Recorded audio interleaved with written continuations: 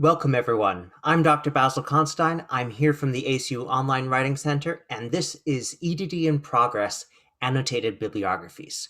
This is one of a series of webinars for students in our Doctor of Education program, looking at particular assignments and the process of interpreting the assignment guidelines, of outlining a paper, of doing related research, and we will be delving in.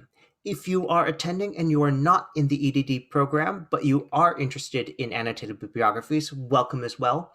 There'll be some details where when we're looking at the specific assignment where your assignment might be slightly different, but in general, the core principles will apply.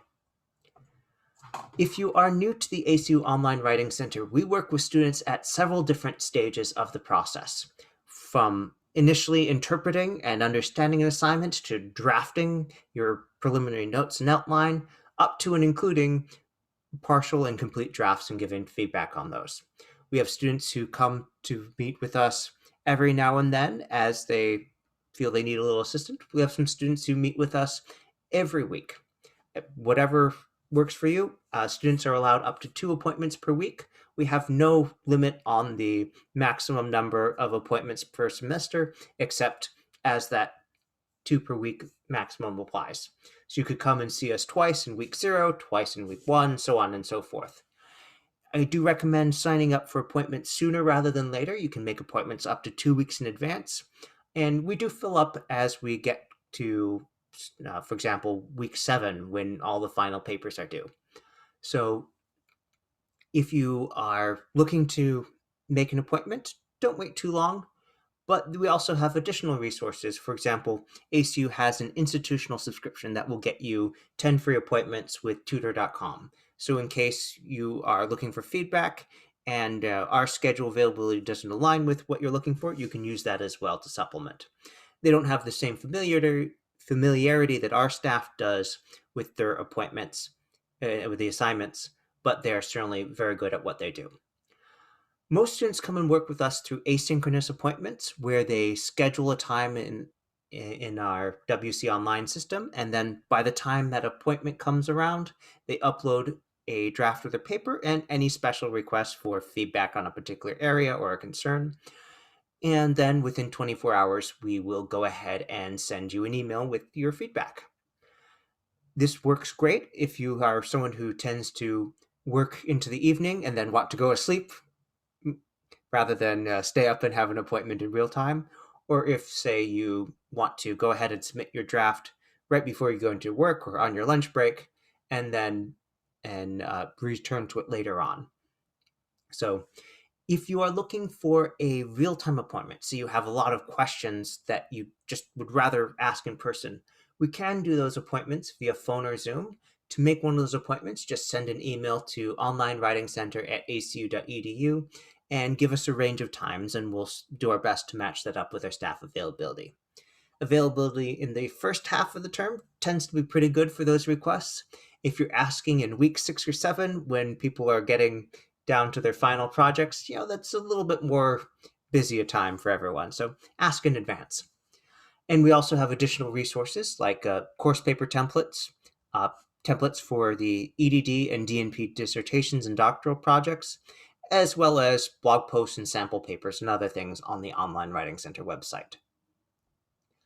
Some webinars that might interest you, we have coming up next Tuesday, Writing About Unpublished Sources, Conflict Management Edition.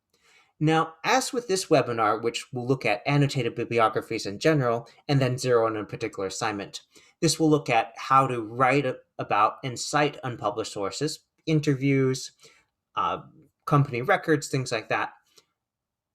We'll look at that in the general, and then we'll look at a specific assignment to give an additional detail. So if you are thinking that you might be working with unpublished sources in your nursing coursework or your DNP project, or you're planning on interviewing people for your EdD dissertation, it's not a bad one to drop in on or watch the recording when you come around to doing that later. Right after that webinar is another installment in our EdD in Progress series, the Article Discovery webinar. So we'll be looking at a particular assignment that requires that you go find and write about articles on your particular topic. and so we'll delve into that hands-on. If you're in the EdD program, feel free to come in with some ideas. I'm always happy to search for things that are of extra interest to the people attending. Wednesday the 31st, we have a noontime webinar, Writing as a Nurse, Social Determinants of Health. So this is a webinar that will be looking at a particular DNP assignment, and we'll be doing it during the lunch window. If you have to go early, don't worry. Anyone who RSVPs or just asks us for a copy of the recording, we'll get a link to the recording and slide deck afterwards. That's true of all our webinars. Coming up on Tuesday the 6th, so this is the other side of Easter. On Tuesday the 6th, we'll have Beyond Summary, adding analysis and synthesis to your writing, in which we'll talk about how to do more than just summarize the sources, how to interpret it, how to compare, and other things like that, which are increasingly expected in upper level and graduate level courses. And then also on Tuesday the 13th, we have EdD in Progress, the Best Self-Portrait, looking at an assignment that it involves looking at oneself and writing about oneself. More on that, you can see the descriptions for this and recordings of all of our past webinars on the Writing Center website. That's the link to the left. And a couple resources, quick links to things. And with that, let us switch gears and dive into the next part, which is the webinar itself.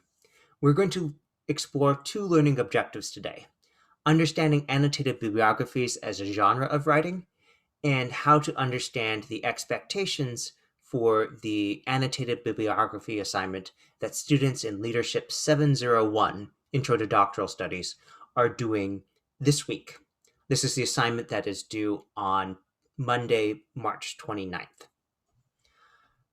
So, what is an annotated bibliography?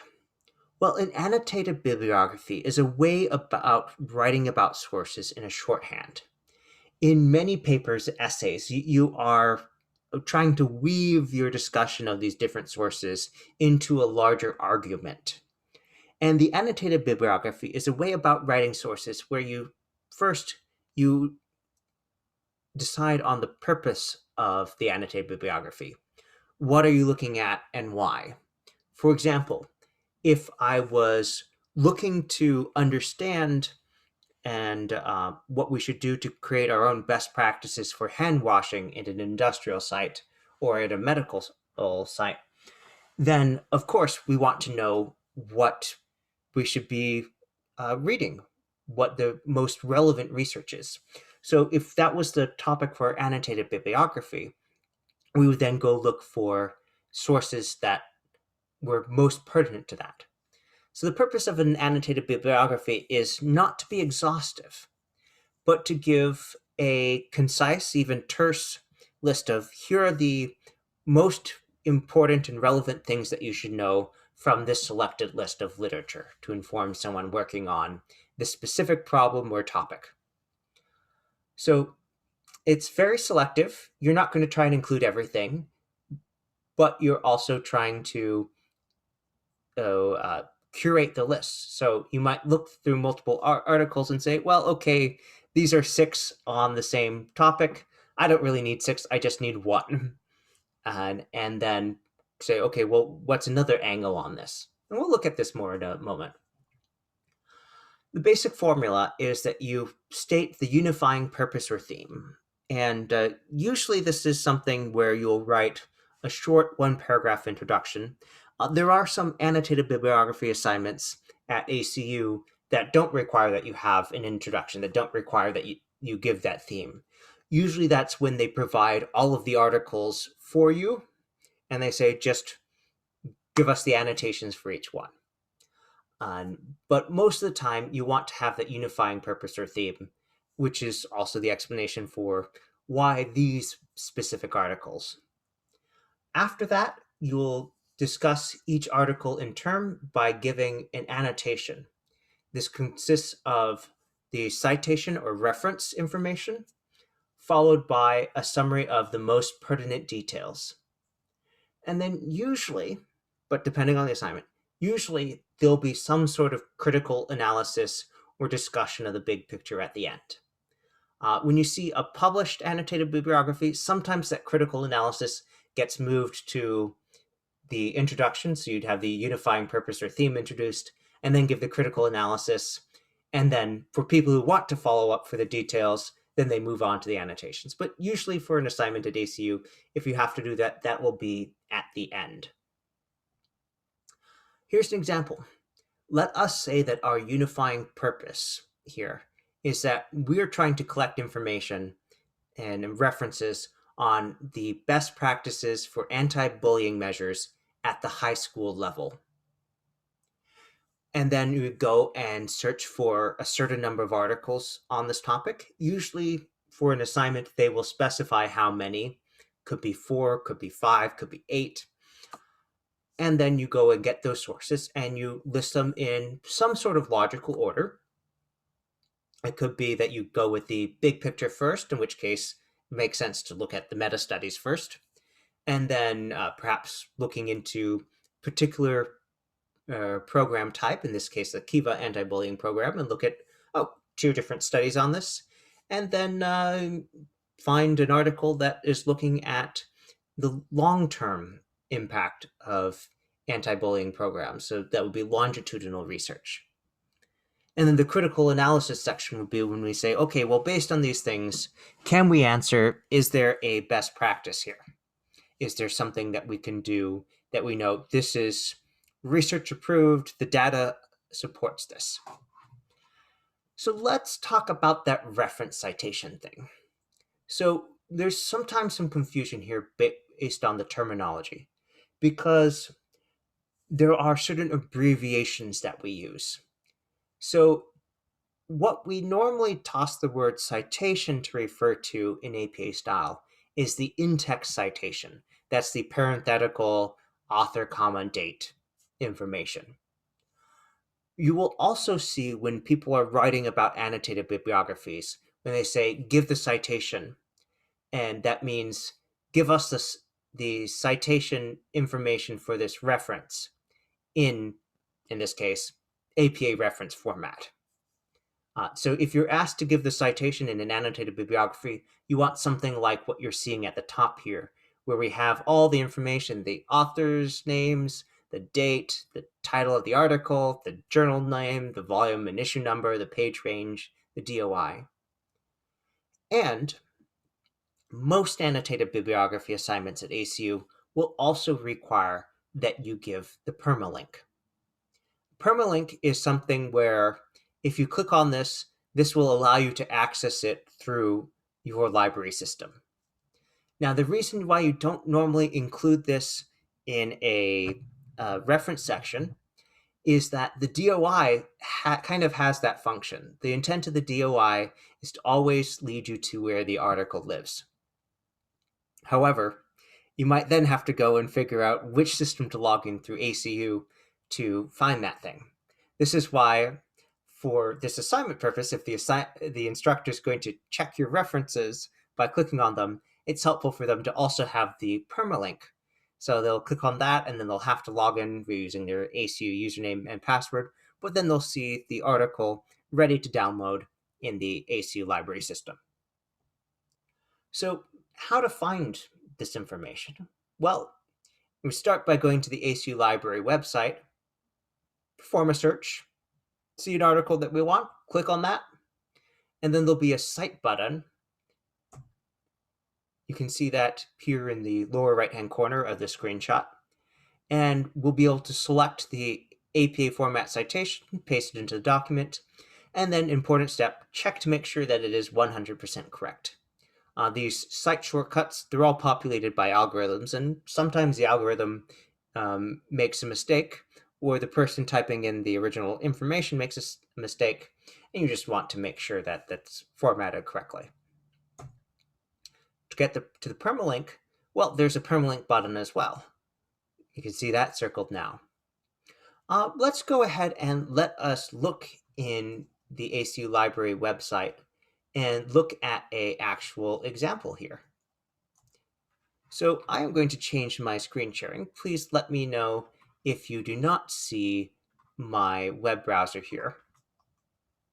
You should now be seeing the ACU Library website. And I've brought up one search here, and I'm just going to search for a topic here. Feel free to type a recommendation in the chat window, and I'm happy to look that up. I'm going to look at hand washing in emergency care.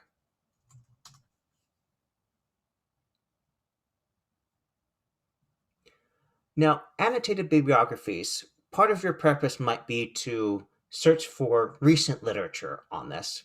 This is especially important if there's an emerging health thing or an emerging policy thing. For example, if I was writing about remote learning during COVID, I'd probably want to be looking at the last year's worth of stuff and not about things that were written 10 years ago. So you may find that you want to adjust the sliders here to have, say, material from the last couple years. A lot of assignments will require that you use all or mostly recent research, and this is how we do it. Generally, you can understand research. Most people agree 5 years counts as recent research, so going back to 2017 will put us in that area. I can also select here, I only want to look at peer-reviewed scholarly journal articles, so that'll exclude the ebook that was the second result here. And see, okay, you know what? This first one looks like exactly what I'm looking for because it's in hospital-acquired infections, emergency service, as great.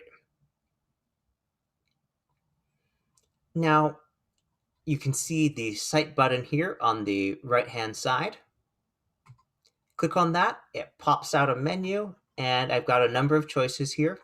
And I can scroll down, and we have a few options. But all of our online classes at ACU -1, minus some of our divinity program, all of our programs except for that one use APA style. So we'd want to copy this and paste it into our template, and then we'd be all ready to go. Except, remember when I said to proofread it? So if you look at the title here, Care Bundle for both prevention and control of hospital-acquired infection, that is actually capitalized in title case here. Now, what we need for APA style is for that to be in sentence case. So this is why we double check to make sure that it's all in APA style correctly. Everything else about this looks correct for APA style, just we would need to change this part to lowercase. So it's still a huge time saver, but you want to check and make sure, because if you were to just copy and paste this without checking, you might lose a point there, and who wants to lose a point for some capitalization? Better to just look at it really quick and fix it if we need to. All right, let's look at another example, and I'm seeing a request here to look at the sources for teacher training and about racial equity. All right, I'm curious what we'll get from this because there could be some pandemic-inspired stuff that will be working on this. So let's go ahead and, you know what? I'm especially interested in the pandemic part. So let's go ahead and let's look at stuff that was just published in the last year. So I set my date restriction to 2020 to 2021. And looking at this, I see there's actually a fair bit of literature here. We have almost 3,000 results here. So I can be even more specific here. I'm going to go ahead and I'm going to throw in high school here.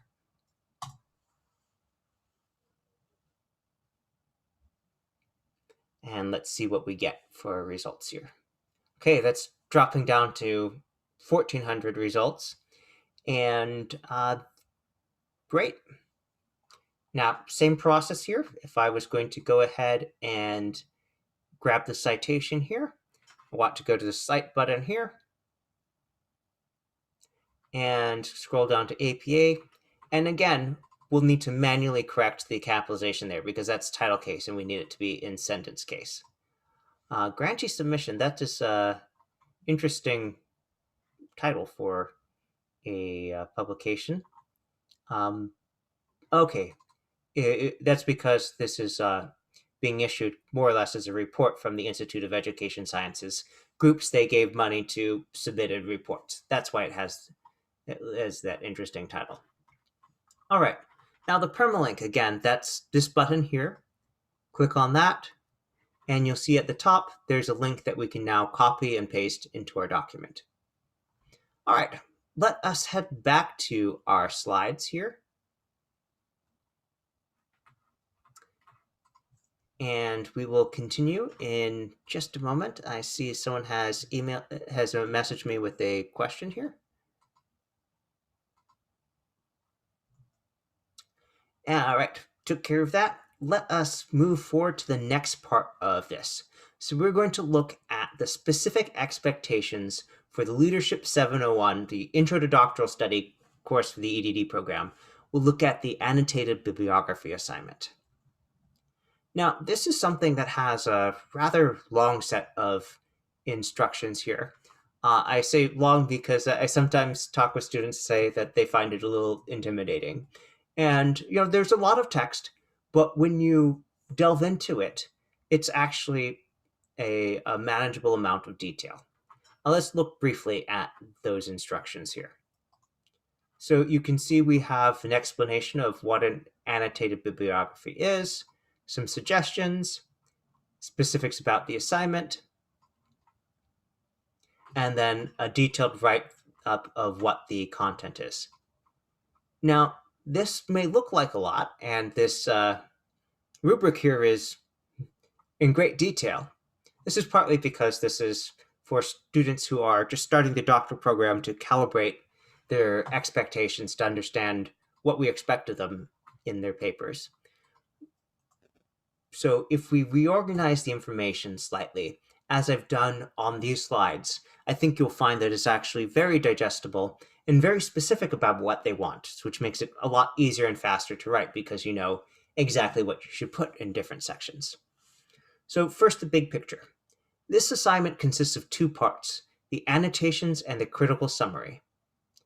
And there's even a note saying, okay, most annotated bibliographies consist of 1 or 2 paragraphs, but in this assignment, organize your work with 3 separate paragraphs for each entry.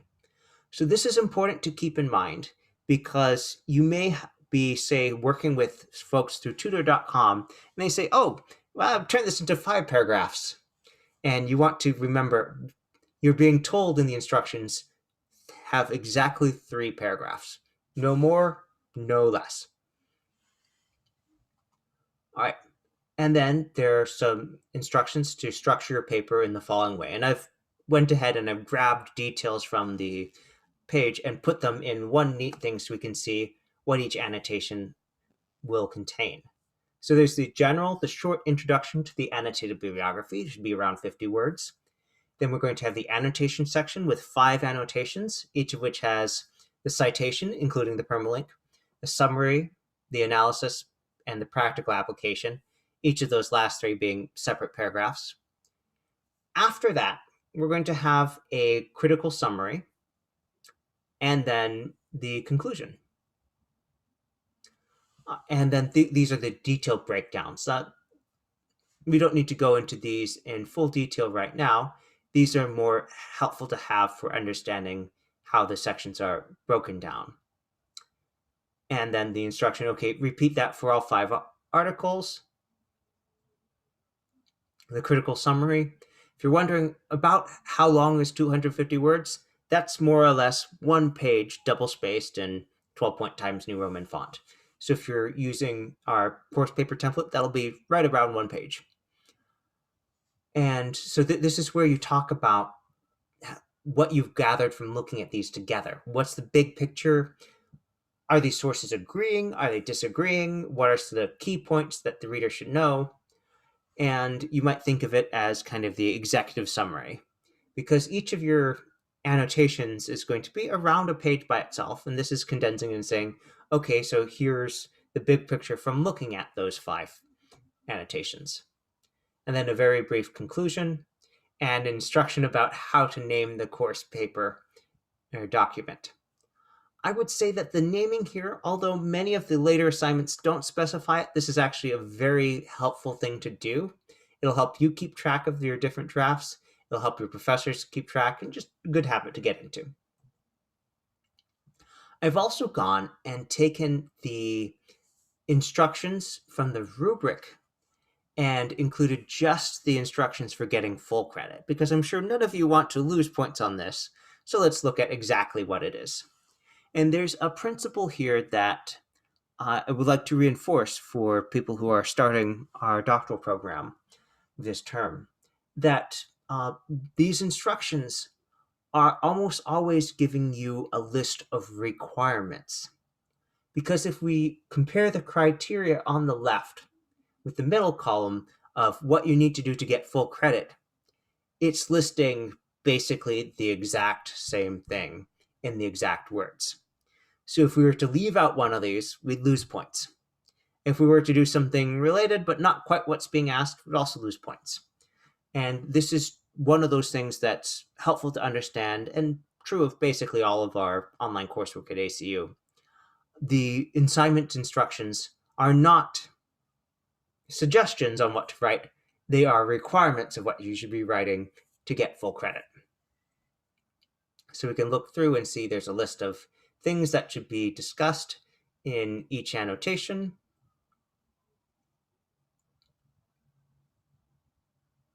And that overall you should have good writing quality. Make sure you run a spelling and grammar check, that the text flows and makes sense, that you have reasonably sized sentences and paragraphs, and so on and so forth.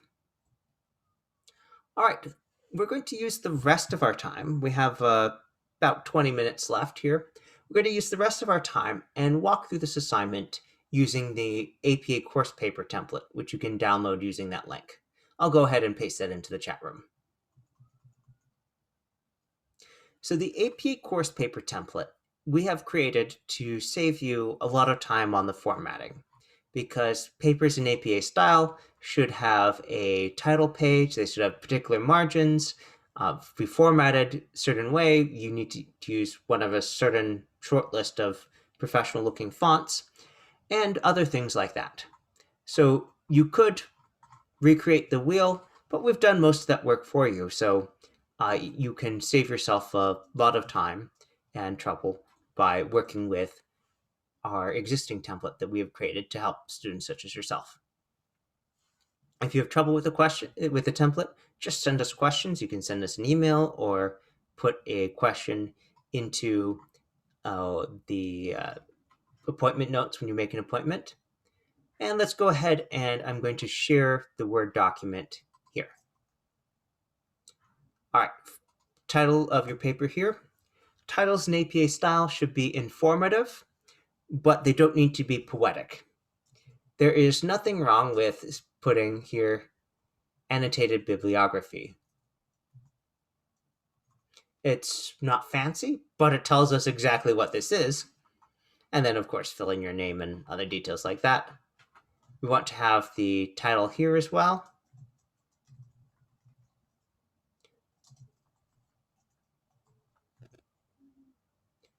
And then I'm just going to delete these placeholders here.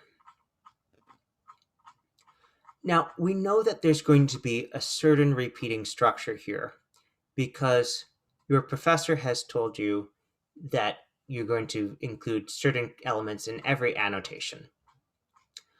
A good question that someone asked: do you need to have a references section for an annotated bibliography? Excellent question. For almost every annotated bibliography assignment at ACU, the answer is no, because you will only be discussing and summarizing the works that you give full citations for in the body of your annotated bibliography. The exception, which you will usually see just in published annotated bibliographies, is when they have a real substantial essay before or after the annotations, in which case they might be citing sources that they're not giving the full annotations for, in which case the references section would be to provide the information for those sources as well. But remember, APA style emphasizes conciseness, and to get to that conciseness, we want to remove redundant elements. And if all you do is discuss the sources that you give annotations for, then having a separate references section will be redundant because the exact same information would be there. That's why for most annotated bibliography assignments, you can go ahead and delete the references section. All right, so let's go back and review the list of what should be in this paper. Well, if we head back to our slides, we'll see that we have the introduction, which, as noted in the instructions, doesn't get its own heading. We have the annotations section, followed by the critical summary and the conclusion. All right, well, let's go ahead and go back to our outline here. So we know there'll be an intro. I'm just going to type intro paragraph goes here as a reminder that there should be one. And then we know that we're going to have the annotations. So how should these be structured? Well, we have multiple annotations. So in this case, we're going to go ahead and we're going to use the APA level 1 style. Let me show you how I put that on again. So any style rule, if you've clicked into that line or you've selected the text, you can go up here to the menu bar, and if you see the style you're looking for, just click on it. You can also go ahead and, if you're in the home ribbon, look for the styles pane. And if I click on that, it'll pop out a menu on the right-hand side that shows me all of the available styles. So in this case, again, I just need to click here and select APA level 1. And now it's centered and bolded, which is what we want for APA style. All right, now within those annotations, I know that there's going to be there are going to be 5 sources. For now, I'm just going to call them source 1, source 2, source 3, source 4, and source 5. All right, and then also going back to my outline here in the slides, we can see, okay, each of those is going to have citation, summary, analysis, and practical application. Okay, and those should all be the same heading level. And the way that the hierarchy works, we have the first heading will be AP level 1. The next will be level 2. And you can see that that immediately became bolded and aligned left. Okay, source 2 will also get APA level 2. Source 3, same thing. Source 4, and source 5. Great. Now, if we're going to have a subheading there, well, let's just start by putting our text in there. What are we going to have? It's going to be the citation, the references, the citation, the summary, then the analysis, and then the practical application. So these are all going to be the next level down. So if this heading is level 1, this is level 2, then these will be level 3. And watch what happens when I select that. They all become italicized, bolded, and aligned left. Now, if I hit enter after that, it'll just start a new paragraph. So I can put this in. I'm going to go ahead and grab one of those references that I looked up earlier in the library. And we'll walk through how to format that. Again, it's a big time saver to use this citation tool, but it is not necessarily going to be 100% accurate. So we want to make sure that we reformat that. So let's go ahead and paste one in here.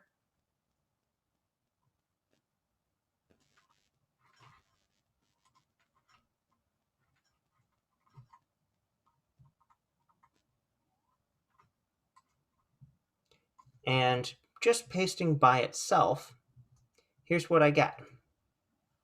So you'll see it's highlighted in gray. It doesn't have the right indentation and stuff, but most of the text is there, so that's a time saver. So go ahead and click on where it says paste options, select match destination formatting. And you'll see from that it's now, we don't have any more highlighting. It has the right color. We have the right font and font size. And the next thing I'm going to do is I'm just going to click into this reference. And in the styles menu over here, you can see APA reference. So this is what we normally use to style the reference information in the references section. And we want this to look the exact same way. So let's apply that here.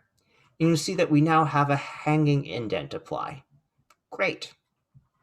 Next thing up, we want to turn this into the correct capitalization. Gilligan's Island, that's the name of a TV series, so it's a proper noun. We don't change the capitalization. But this, the first word of a subtitle gets the first letter capitalized. Everything else after that, since none of these are proper nouns, we're going to go ahead and we're going to just make lowercase. And there's a button up here that will save us some time because we have an option just for lowercase that I'm select here. And you saw how fast it was. All right, there's one more thing we need. We need that permalink. And so I'm going to go and copy that using the permalink button in the library website. And again, I'll paste that. And here we are. All right, we've got our DOI, we've got our permalink. This is formatted correctly. We're all done with the citation now. We'll get rid of that extra space there. And then the summary, you'll write that in. Analysis, you write that in. Practical application, you write that in. And then we move on to the next one.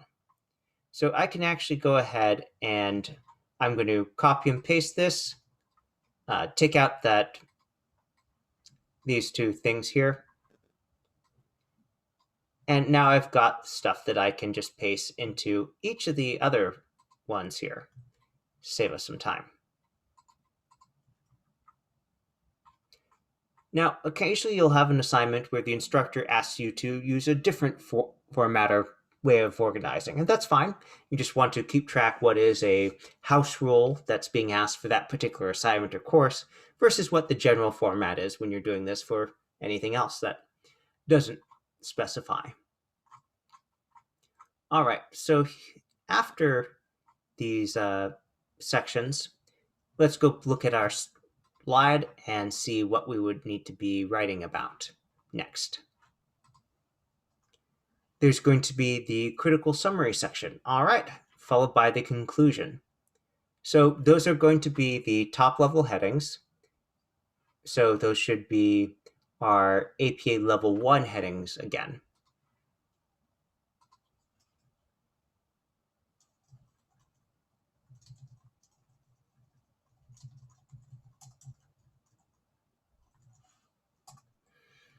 All right, so I select these and select AP level 1, and they're centered and bolded, and I just hit enter here, and it's ready to start typing in a regular paragraph. So that is the big picture here, because we now have the key information to tell us what we're supposed to write in each section.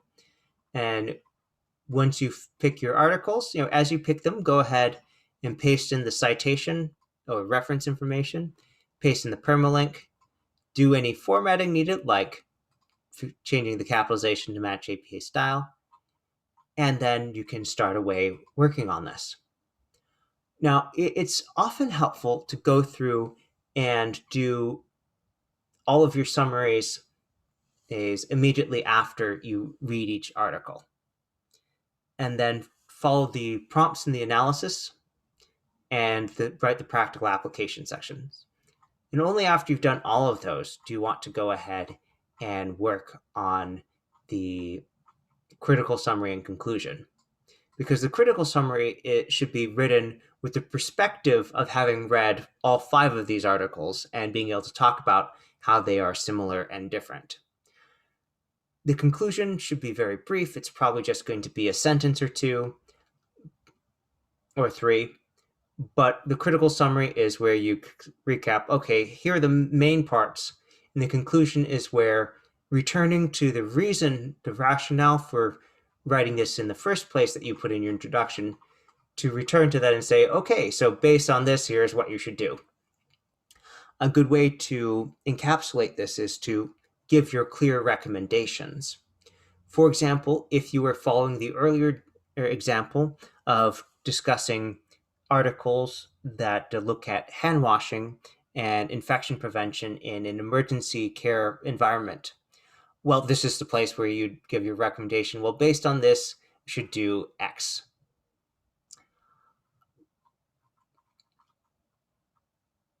Let's go ahead and we'll spend a few minutes looking back at the slide deck.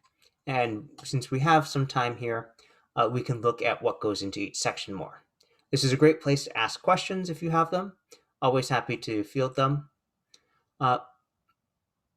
So the introduction, the instructor says all submissions need a brief introduction. So if you're doing this assignment for 701, include it. If you're in another class where you have to do an annotated bibliography, check if your instructor wants an introduction. Most don't, but there are a couple that do require a paragraph. All right, the summary, there's a list here. The purpose, why was this study conducted? Then want to list, okay, the type of research method or used. This would be like, is it a quantitative case study? Is it a qualitative phenomenological project? Is it a meta review of the literature? How did they go about doing this research?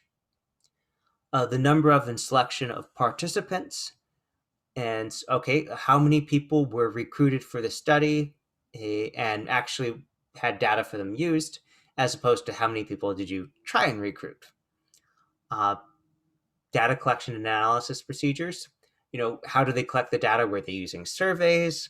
Were they going and having people self-grade versus something objectively measured? Blood pressure is objectively measured. If you ask someone, oh, what's your pain number? That's a subjective thing where people weigh in themselves and how they feel. And one person's 4 might not be another person's 6. So, tell us if it's a self-reported pain scale, then that happens to be one of your data collection and elements. Analysis, this would be like running SPSS to come up with your p-values and things like that. Basically, that's how do you understand the things that you collect? The key research findings related to the purpose of the annotated bibliography. They probably found a number of things that aren't relevant to you, so just list those that are most important to what you're trying to do. Any conclusions, limitations, and suggestions for future research? Now, I got an excellent question. What is the difference between a limitation and a delimitation? So a limitation is something that affects the generalizability of the study, or the applicability, if you will. That would be, for example, if you did your study and the only people who responded were, say, Asian American. Now, those results might be representative of the larger population, but without having a significant number of participants from another background, it's hard to know how much of that is just particular to people of that specific background. And so that's an example of a limitation. And the lack of diversity limits the generalizability because we're just not sure how representative this would be of other groups. A delimitation is a boundary that you draw around the study, something where you decide, oh, we're only going to do this, or we're only going to recruit this group. Classic example, the geographic delimitation. Like, we're only going to recruit people who are working for Houston Public Schools, for example, or who I'm only going to interview people who work for this community college. So you're making the choice that we're only going to work within this boundary, this delimitation. Now, delimitations are often linked to limitations because if we only go and interview at one college, it's less likely that we'll know how exactly this will be applicable to another college.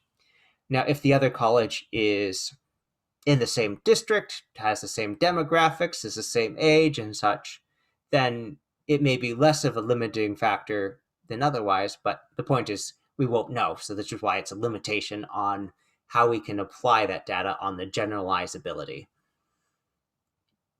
All right, now if something is missing, if the authors don't give any clear limitations, then mention that. If you feel that the authors have a conflicting interest or seem that they're ignoring large parts of relevant information, those are examples of author bias that you can talk about later. As the note says, make a mental note, but don't include it yet. And the reason for that is that you will bring that up in the analysis section. All right. There's some more specific things depending on if you're looking at a lit review or different other types of genres here. But usually people don't have too much trouble with the analysis or the summary. The practical application is where you want to make extra sure that you are following the instructions here. And this goes the same for other annotated bibliography assignments as well. In this case, the instruction says include a brief statement. We're talking probably 3 sentences maximum. Include a brief statement about the article's usefulness or uselessness to you and your research. Explain the relevance to your proposed study and any strengths or weaknesses. And then there's some sample questions.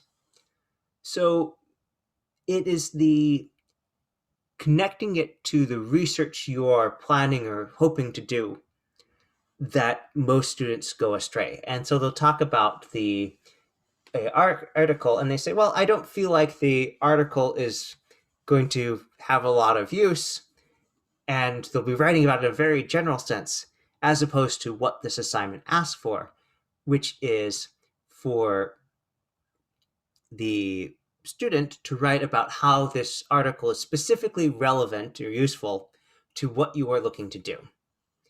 So you have to make that connection to your own project.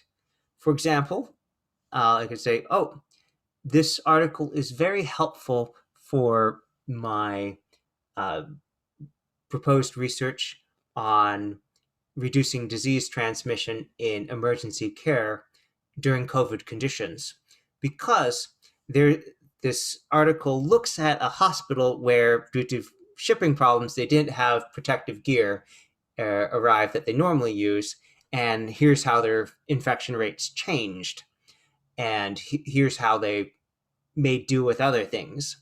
And so that's saying, oh, well, this is directly relevant because it talks about this related thing, and explain why that's relevant.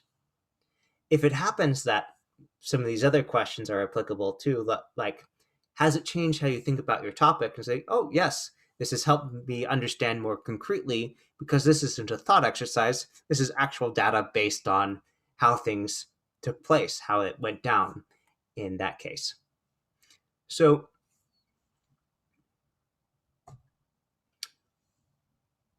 there are a few more details here about that critical summary and about the paper specifications and stuff. But if you're following this, going through all of these, you'll pretty soon find that you've written just about everything you need just by following these guidelines here. So I hope that's helpful. Thank you for coming to this webinar, and have a great rest of your day.